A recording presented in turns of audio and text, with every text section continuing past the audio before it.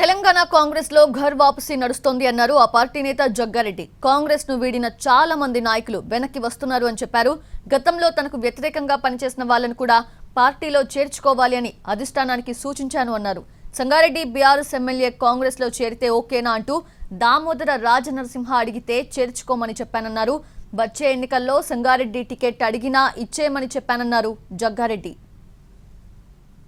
ఎవరైనా సరే మేము తప్పిదం చేసినాము మళ్ళీ జాయిన్ అవుతాము అని ఎవరు వచ్చినా సరే వాళ్ళందరికీ కూడా వాళ్ళ కండువా కప్పి కాంగ్రెస్ పార్టీ కండువా కప్పి వాళ్ళందరూ కూడా పార్టీలోకి ఆహ్వానించండి అని చాలా క్లియర్గా ఏఐసిసి నుంచి ఉన్నటువంటి డైరెక్షన్స్. అందులో భాగంగానే మరి ఒక 2 రోజుల కోసం నిన్న ఈరోజు నన్ను కోదండ రెడ్డి గారిని అట్లాగే మహేష్ కుమార్ గౌడ్ని కూడా ముగ్గురితోటి ఒక కమిటీ చేసారు.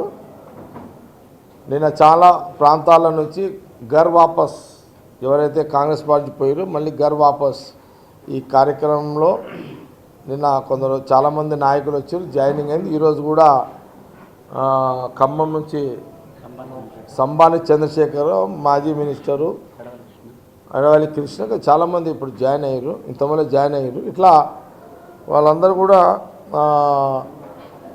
జాయిన్ అయ్యారు. ఇంకా చాలామంది జాయిన్ అవుతారు. నాకు అక్కడ నల్గొండ నుంచి రఘువీర్ మన ఎంపీ